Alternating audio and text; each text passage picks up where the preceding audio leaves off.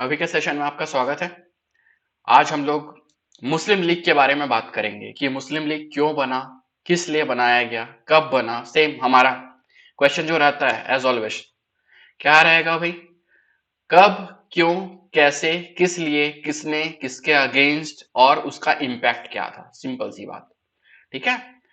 तो ऐसे की क्लास चालू हो गई है। जिस किसी को भी ऐसे की क्लास ज्वाइन करनी होगी वो 15 जून से क्लास ज्वाइन कर सकते हैं। दिए गए नंबर पे फोन करके 10 जून से नई बैच स्टार्ट हो चुकी है। ठीक है। 15 जून से एक और बैच स्टार्ट हो रही है। 4 घंटे की क्लास रहेगी।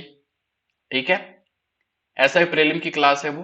तो जिस किसी को भी ज्वाइन करना रहेगा वो दिए गए इस नंबर पे कॉल कर सकते हैं, या फिर नोट्स के लिए हो गया, चाहे वो एडियो का नोट्स हो, किसी के लिए भी आप क्वेरी कर सकते हैं। ठीक है। तो आगे अपने टॉपिक पे कॉन्सेंट्रेट करते हैं। हमारा जो टॉपिक है आज का वो है मुस्लिम लीग। ठीक है। देखिए 1906 में बनता है मुस्लिम लीग। ठीक है। 1906 में बनता है मुस्लिम लीग। मुस्लिम लीग क्यों बनाया गया उसके बारे में बात करते हैं। यहां पे लिखा है, अंग्रेजों ने फूट डालो और राज करो की नीति के तहत उच्च वर्गीय मुसलमानों को कांग्रेस से पृथक एक संगठन स्थापित करने के लिए प्रोत्साहित किया। तो किसने बोला भाई? देखो, पहले सिर्फ कांग्रेस नामक एक पार्टी थी। फिर कांग्रेस से अलग हो गए, एक अलग लीग बनाने के लिए किसने उचकाया था? अंग्रेजों ने। अंग्रेजों का हमेशा से चला आ रहा था डॉक्ट्रिन ऑफ लैप्स, फूट डालो और राज करो की नीति चली आ रही थी। आपस में लड़ाओ, चाहे हिंदू मुस्लिमों में लड़ाओ, चाहे आपस में राजाओं में लड़ाओ, और अपना फायदा निकालो। तो मुसलमानों को बहुत अच्छे से पता था कि भारतवासी जो है, चाहे वो हिंदू हो या मुस्लिम हो, हिंदू मुस्लिम कर करके मरते रहते हैं करके। इसलिए उन्होंने क्या किया, मुसलमानों का जो एक वर्ग था, बहुत बड़ा वर्ग, जो अपने आप को मुसलमानों का नेता समझता था। देखो, भारत में एक आम आदमी को क्या चाहिए? रोटी, कपड़ा, मकान, अच्छा एजुकेशन, हॉस्पिटल, स्वास्थ्य सुविधाएं, ये सब चाहिए उसको। चाहे वो मुसलमान हो, चाहे वो हिंदू हो, चाहे वो सिख हो, चाहे वो ईसाई हो, उसको ना तो मुस्लिम लीग से कोई लेना देना है, ना तो उसको कांग्रेस से कोई लेना देना नहीं है। कांग्रेस भी अपने आप को, कांग्रेस भी कोई कम नहीं है, कांग्रेस भी अपने आप को पूरे भारतवासियों का पार्टी समझता था। वैसे ही मुसलमान लोगों के लिए, मुसलमान भाइयों के लिए एक मुस्लिम लीग बनाया गया। और ये मुस्लिम लीग जो था वो पूरे भारत के मुसलमानों का अपने आप को नेता समझते थे। ये लोग अपने आप को लीडर समझते थे, पूरे मुसलमानों का पार्टी समझते थे। ठीक है।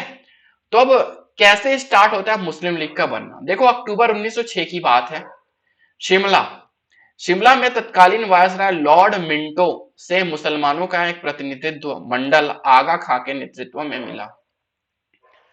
1906 की बात है। लॉर्ड मिंटो भारत का जो वायसराय था उस समय थे लॉर्ड मिंटो। इनसे मुसलमानों, कुछ मुसलमान जो थे, 8-10 लोगों की एक प्रतिनिधि मंडल जो है, एक कमिटी आगा खां के नेतृत्व में कहा गया, शिमला गया था। किनसे मिलने? लॉर्ड मिंटो से मिलने के लिए गया था ये। अब इनकी मांग क्या थी? ये क्या चाहते थे? प्रतिनिधि मंडल ने सरकार के प्रति वफादारी प्रस्तुत करते हुए मुसलमानों के लिए विशिष्ट स्थिति प्रदान करने का आग्रह किया। देखो भाई, एकदम मस्त हिंदी में लिखा है, विशिष्ट स्थिति प्रदान करने का आग्रह किया, प्लस वफादारी प्रस्तुत करते मुसलमान, ऐसा बोला गया है। अब इसका मैं मीनिंग अच्छे से स्पष्ट करता हूं। पहले तो इसने ये बोला, मुसलमानों का ये जो वर्ग था, इसने ये बोला कि हम आपके साथ हमेशा वफादार रहेंगे। मतलब मुसलमानों का जो ये वर्ग रहेगा, मुस्लिम लीग जो रहेगा, जो अभी बना नहीं, अभी बनने की प्रोसीजर चल रहा है, तो आगा खां ये बोले कि हम लोग सदैव आपके साथ ईमानदारी बरतेंगे, आपका हमेशा सहयोग करेंगे। ऐसा आगा खां ने किसको बोला? ऐसा आगा खां ने और उनकी कमेटी ने किसको बोला है? अंग्रेजों को बोला। किसको बोला? लॉर्ड मिंटो को बोला। पहला चीज। दूसरा, इसके बदले वो क्या चाहते थे? अब आगा खां क्या चाहता है? विशिष्ट स्थिति प्रदान करने का आग्रह, स्पेशल कैटेगरी चाहती थी, स्पेशल सिचुएशन चाहती थी अपने। क्या था स्पेशल सिचुएशन? एक्चुअली मेरे यहाँ एक डॉगी है, वो बहुत ज्यादा भूख रहा है, पता नहीं किसको देख लिया। मैं रिकॉर्डिंग करने बैठ गया हूँ यहाँ पे। ठीक है, देख लेगा, संभाल लेगा वो भी। तो अपन बात करते हैं विशिष्ट स्थिति का मतलब क्या है। विशिष्ट इस स्थिति का मतलब ये, आगा खां ये चाहता था कि हम आपके लिए वफादार रहेंगे तो कुछ ना कुछ हमको भी तो चाहिए रहेगा। अब वो क्या चाहिए रहेगा मैं यहाँ पे स्पष्ट कर रहा हूं। विशिष्ट स्थिति प्रदान करने का आग्रह का मतलब ये है, ध्यान से सुनिए अच्छे से, बहुत काम आने वाला है ये। 1906 को मुस्लिम लीग बनता है। 1906 से लेके 1940 तक, 1906 से 1940 तक मुस्लिम लीग का एक ही, सिर्फ एक ही, थोड़ा डिस्टर्ब तो हो रहा हूं मैं, थोड़ा कोऑपरेट करिए यहाँ पे।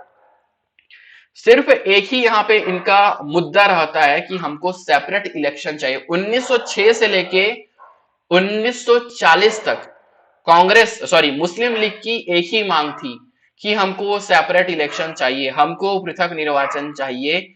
यही मांग थी इसकी, सिर्फ और सिर्फ यही मांग थी इनकी। ठीक है, सेपरेट इलेक्शन क्या होता है? सेपरेट इलेक्शन का मतलब ये होता है कि अगर किसी एरिया से मुसलमान खड़े हुए हैं तो उस मुस्लिम उम्मीदवार को सिर्फ मुस्लिम लोग ही वोट देंगे, हिंदू वोट नहीं देगा, क्रिश्चियन वोट नहीं देगा। जैसे सपोज रायपुर की बात करते हो, रायपुर को सपोज पूर्वी रायपुर, पश्चिमी रायपुर, उत्तरी रायपुर, दक्षिणी रायपुर में विभाजित किया गया है। तो सपोज पूर्वी रायपुर से कोई मुसलमान खड़ा हो रहा है, तो पूर्वी रायपुर से अगर कोई मुसलमान खड़ा हो रहा है तो उसको वोट कौन देगा? सिर्फ मुस्लिम जनता ही देगी, ना तो हिंदू देंगे, ना तो सिख देंगे, ना ईसाई देंगे। और दूसरी बात इन्होंने क्या चीज मांगा कि हम पूरे भारत के मुसलमानों का प्रतिनिधित्व करेंगे, तो उसके लिए एक पार्टी बनाना है। ऐसा करके ये लॉर्ड मिंटो से बात करने के लिए आगा खां गया था, दो चीजों के लिए बात करने गया था। पहले लॉर्ड मिंटो को क्या बोलता है ये कि मिंटो साहब, हम आपके साथ पूरी वफादारी, पूरी ईमानदारी, पूरी चाटुकारिता करेंगे, ऐसा बोला। ठीक है, और उसके बदले हमको क्या चाहिए? विशिष्ट स्थिति प्रदान की जाए। विशिष्ट स्थिति का मतलब ये है कि पृथक निर्वाचन का मांग कर बैठे ये लोग, जिसको वायसराय मिंटो से आश्वासन प्राप्त करने के पश्चात पूर्वी बंगाल में मुसलमानों द्वारा बंगाल विभाजन के समर्थन में सभाओं का आयोजन किया था। अब याद रखिए, जब बंगाल का विभाजन मैंने आपको पढ़ा दिया है, बंगाल का जो विभाजन था उससे मुसलमान खुश थे, उससे मुसलमान खुश थे, याद रखना। बंगाल के विभाजन से मुस्लिम वर्ग जो था वो खुश था। तो मुस्लिम वर्ग जब खुश था तो पूर्वी बंगाल में बताया, पूर्वी बंगाल मान के चलो पूरा बांग्लादेश, पूर्वी बंगाल में मुसलमानों के लिए एक मीटिंग बैठी हुई थी। ठीक है, इसी क्रम में 30 दिसंबर 1906 को आगा खां जो है वो ढाका के नवाब सलीम उल्ला खां तथा मोहसिन उल मुल्क के नेतृत्व में मुस्लिम लीग की स्थापना हुई थी। क्या होता है, 30 दिसंबर 1906 को आगा खां जो है ना, अपने साथ 56 लोगों को लेके जाता है। कहां लेके जाता है? ढाका। ढाका में नवाब सलीम उल्ला खां और मोहम्मद उल मुल्क के साथ मिलके ये लोग मुस्लिम लीग बनाते हैं। और ये कहां जा रहे थे भाग लेने? ढाका में अखिल भारतीय मुस्लिम लीग का शैक्षिक सम्मेलन होता है। क्या होता है? अखिल भारतीय मुस्लिम लीग का शैक्षिक सम्मेलन होता है। All India Mohammedan educational conference, all India Mohammedan educational conference की मीटिंग होती है, जहां पे भाग लेने के लिए आगा खां और उसके 56 जो सदस्य थे वो लोग जाते हैं, जिसकी अध्यक्षता नवाब सलीम उल्ला खां करते हैं। अब याद रखिए कि मुस्लिम लीग की स्थापना हो चुकी है, 30 दिसंबर 1906 को हो जाती। कहां होती है? ढाका में होती है। ठीक है, तो याद रखिए मुस्लिम लीग का संस्थापक किसको बोला जाता है? तो याद रखिए मुस्लिम लीग का जो संस्थापक है वो बोला जाता है सलीम उल्ला खां को। अब स से संस्थापक, फाउंडर कौन था? तो सलीम उल्ला खां थे। फाउंडर कौन थे? सलीम उल्ला खां थे। तो हिंदी में वर्ड आ रहा है क्या? संस्थापक, स वर्ड आ रहा है, और सलीम उल्ला में भी स आ रहा है। तो अगर पूछ दे मुस्लिम लीग की स्थापना कब हुई, तो 1906 में हुई। कब हुई? 1900। कब, क्यों, कहां, कैसे, किसने, किसके लिए और किसका इंपैक्ट? तो मुस्लिम लीग की स्थापना कब हुई? 1906 में हुई। कहां हुई? ढाका में हुई। क्यों हुई? विशिष्ट स्थिति प्रदान करने के लिए हुई थी। विशिष्ट स्थिति मतलब मुस्लिमों के लिए पृथक निर्वाचन की स्थापना की जाए, साथ ही मुस्लिम वर्ग को एक नेतृत्व प्रदान किया जाएगा जो सिर्फ मुस्लिम लीग ही करेगी।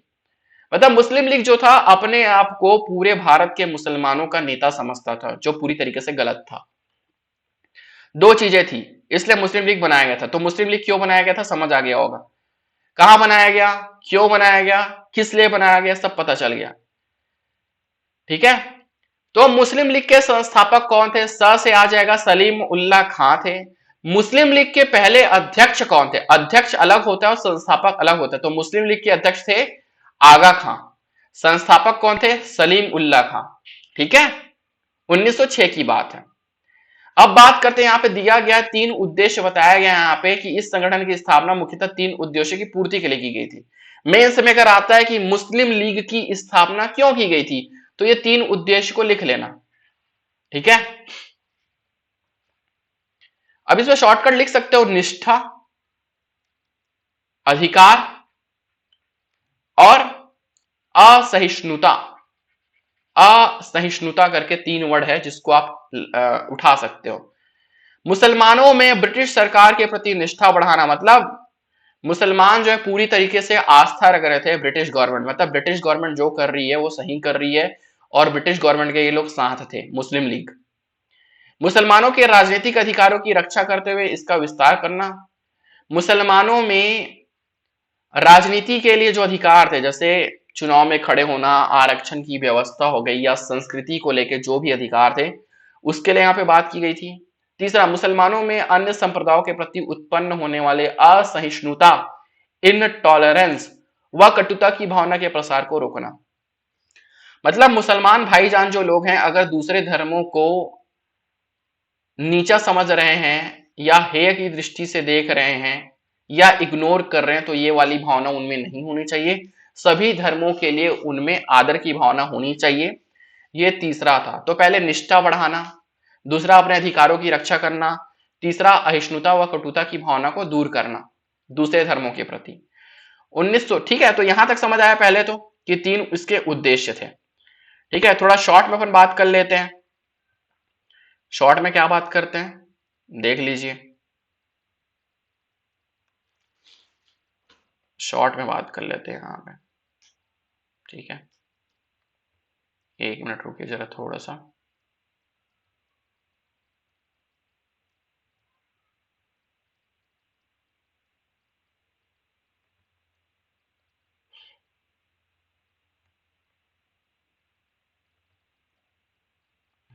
इस पे बात कर लेते हैं हम लोग थोड़ा सा, एक मिनट।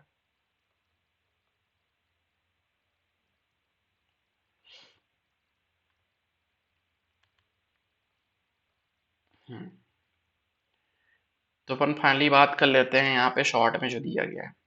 यहाँ पे लिखा है बंगाल विभाजन के बाद 1 अक्टूबर, बंगाल विभाजन के बाद 1 अक्टूबर को 1906 को आगा खां के नेतृत्व में 36 नहीं है 56 है, 56 मुस्लिमों का एक शिष्टमंडल शिमला में लॉर्ड मिंटो से मिले। स्थापना कहाँ हुई? याद रखो, ढाका में स्थापना हुई थी। कहाँ स्थापना हुई है? ढाका में स्थापना हुई थी। किसकी स्थापना हुई है? मुस्लिम लीग की। ढाका में एक सभा का आयोजन किया गया था जिसमें Akhil Bharatiya Muslim League, All India Muslim League की स्थापना हुई थी। अब एक दो क्वेश्चन याद रखिए, मुस्लिम लीग का मुख्यालय कहां था, हेडक्वार्टर कहां था? ढाका मत बोल देना, ढाका में इसकी स्थापना हुई है। मुस्लिम लीग ने अपना हेडक्वार्टर लखनऊ को बनाया था, नवाबों का शहर। इसके स्थायी अध्यक्ष कौन थे? आगा खां। इसको बनाया किसने था? संस्थापक कौन थे? Who is the founder of Muslim League? Nawab Salim Ullah Khan. संयुक्त सचिव कौन कौन सचिव थे इसके? मोहम्मद उल मुल्क और वकार उल मुल्क, मतलब मुल्क करके बंदे थे। तो मुस्लिम लीग का हेडक्वार्टर कहां था भाई? मुस्लिम लीग का हेडक्वार्टर था लखनऊ। इसके चेयरमैन कौन थे? आगा खां था। इसके संस्थापक कौन थे? सलीम उल्लाह खां थे। और इसके सचिव कौन थे? मोहम्मद उल मुल्क और वकार उल मुल्क। कहां बनाया गया था ये? 1906 में बनाया गया था। यहां पे बता दिया गया है कि इनका उद्देश्य क्या था? ब्रिटिश सरकार के प्रति मुस्लिमों की निष्ठा बढ़ाना, मुस्लिमों के राजनीतिक अधिकारों की रक्षा करना और कांग्रेस के प्रति मुस्लिमों में घृणा उत्पन्न करना, ऐसा दिया है।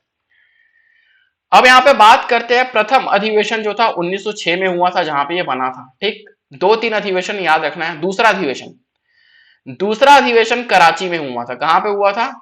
दूसरा अधिवेशन कराची में हुआ था और तीसरा जो अधिवेशन है वो अमृतसर में हुआ था, जहां पे पृथक निर्वाचन मंडल की जो मांग है इन्होंने लॉर्ड मिंटो के सामने रखी और पृथक निर्वाचन की स्वीकृति इनको प्रदान कर दी गई थी। पहला जो मीटिंग था वो क्या था, ढाका, ठीक है, डी का मतलब ढाका, डी, और दूसरा के कराची और तीसरा अमृतसर, डी के ए। ढाका 1906, कराची 1907, अमृतसर 1908, और 1908 में ये पृथक निर्वाचन की मांग करते हैं मिंटो जी से, और मार्ले मिंटो नामक एक सुधार आता है जिसमें इनकी मांग को पूरा कर लिया जाता है। ठीक है, साथ ही साथ एक चीज याद रखिएगा, 1908 में अखिल भारतीय मुस्लिम लीग की लंदन शाखा सैयद अमीर अली द्वारा स्थापित की गई थी। मोस्ट आईएमपी है, मोस्ट आईएमपी है। मुस्लिम लीग का एक ब्रांच जो है वो लंदन में भी खोला गया, all India Muslim league London branch. ठीक है, किसने खोला ये आईएमपी, सर सैयद अमीर अली ने इसको खोला था। तो इसी के साथ लेक्चर हमारा आज का कंप्लीट होता है। ठीक है, अगले लेक्चर में मिलते हैं finally. Okay, tata, bye bye.